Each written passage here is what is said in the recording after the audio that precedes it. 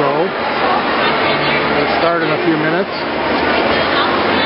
But I think I'll go in there with them, swim around a little bit, cool off. It's so hot here.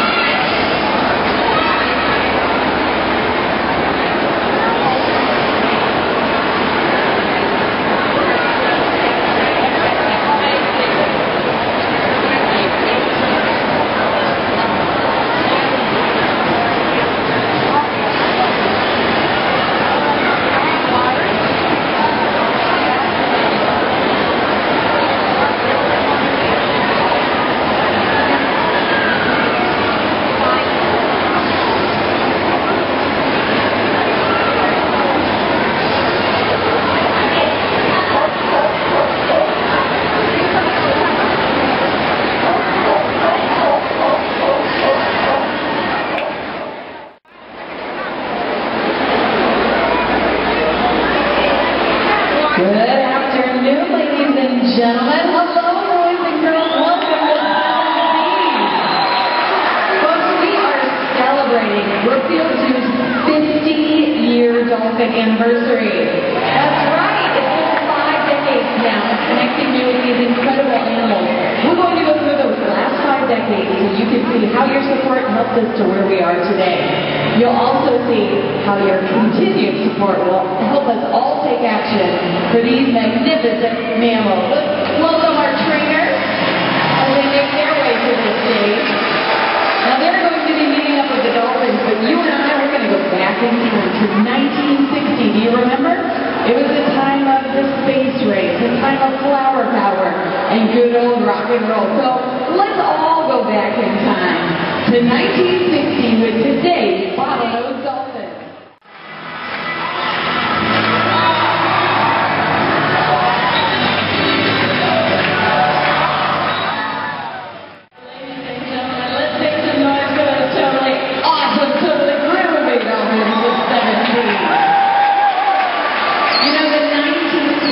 Brookfield Zoo director, he had a dream.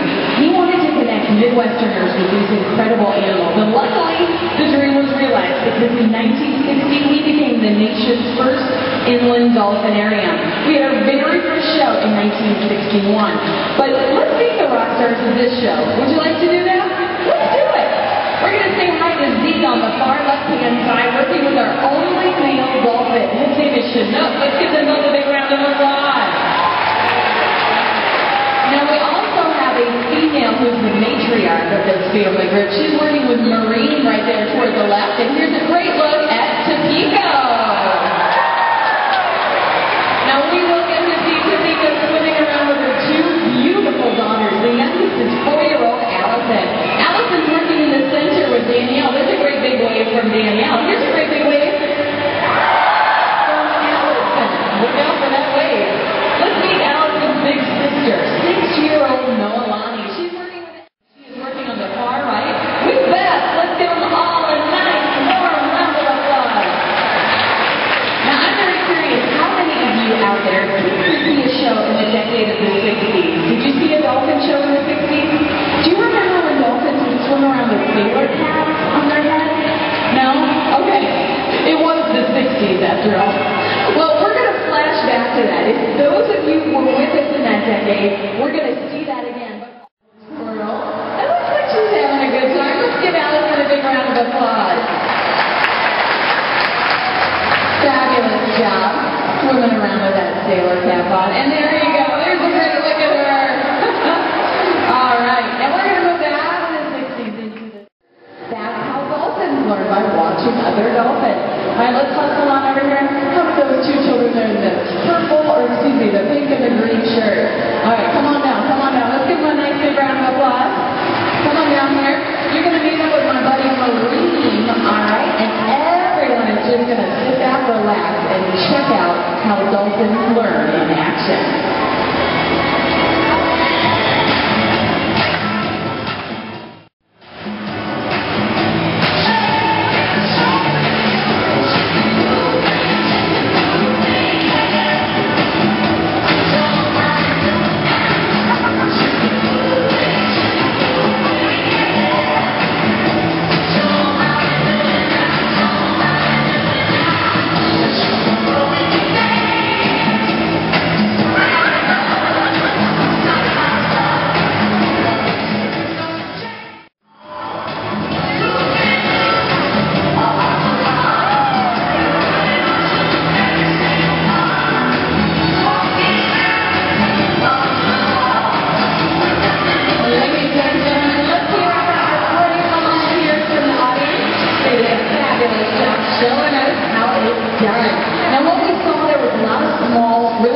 behaviors. But you see, in the wild, dolphins would use mimicry to learn important things like a variety of tools at their disposal. One is right there at the end of their body, their tail fluid. They use it in a way that scientists have called fish whacking. Let's see if we can see what this looks like with a beach ball. We're going to put that beach ball into the water and ask our dolphins to demonstrate this hunting behavior. Now, imagine a beach ball is a large fish hanging near the surface. All right, we've got a dolphin who is swimming out to the beach ball, and fish whacking is whack that fish, which of course would stun their prey, making it easier to grab it in their mouth. All right, we do have a dolphin. She's looking for the beach ball. Looks like the beach ball has gone onto shore. No worries, dolphins do also change fish on the shoreline. And there we go. Now that's just one example. If that beach ball comes your way, we'll be hang on to the beach ball, because our trainers will be by to grab it. It looks like we've got another beach ball heading in. Let's see if we can see this one more time. If it comes to you, just hang on to it. Our dolphin trainers will be by to grab it. Allison's getting that beach ball in place. Wow, there it is! Let's hear it for this amazing fish whacking dolphin. Fabulous. All right, program. We're right here in our show. That's what we're going to do right now. We've got some trainers that are making their way out to the audience here, and we're going to take a look at the interaction between humans and dolphins. It looks like here's our trainer, and we've got our people in place. Now, you and I, we're going to sit back, relax, and enjoy all of this very carefully planned animal training. Very important to keep in mind.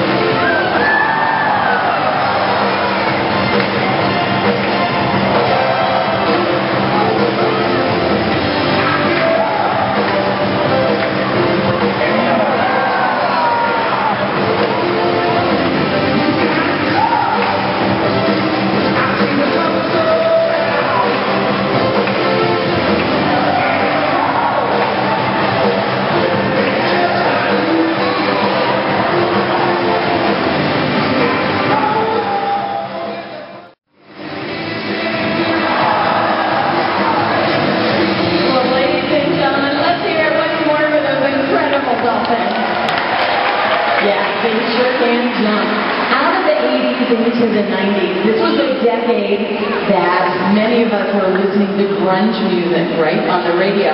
Now, as we move into the 90s, we're going to take a look at our peaceful seaside village. We all know it's home to bottlenose dolphins, but you know it's home to another animal, too. Impact to ocean life. One of the most negative impacts that we can make is by polluting our environment with plastic. Believe it or not, plastic comprises 90% of the floating marine debris. That's a problem, because dolphins could mistake that plastic for a fish hanging out at the surface of the water. In the real world, a dolphin is not going to clean up our mess. So let's be a part of into the next decade. In the 90s, many of us were getting to know the intricate social relationships of Ross and Rachel and Monica and Phoebe. Well, here at Brookfield Zoo, we have intricate social relationships too. You want to take a look at some of them? Let's do it. We're going to say hi to Topeka and her two beautiful daughters, Allison and Nolani. There's a nice little hello to you from them. Now, we do have a male here at 7 feet. It's a big hit with the ladies. So let's say how you doing to Chinook.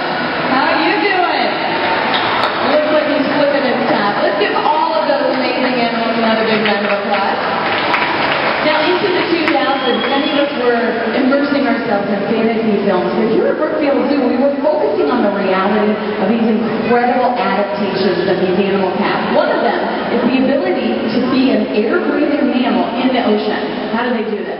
The answer is sounds, too. Let's see if we can hear some of these amazing sounds.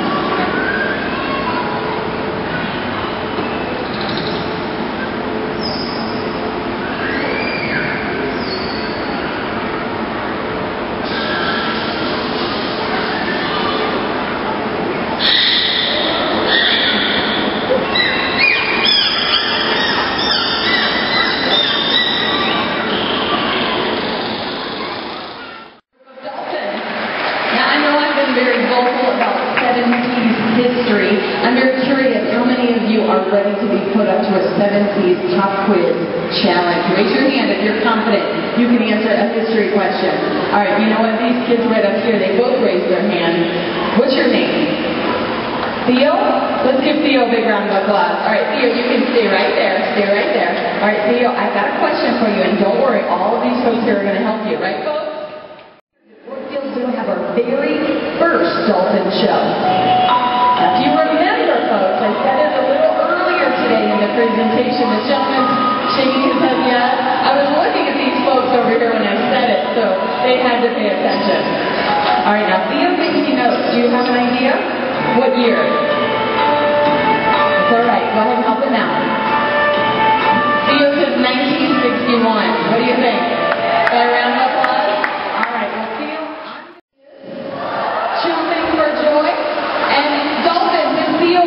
Theo is in the splash zone.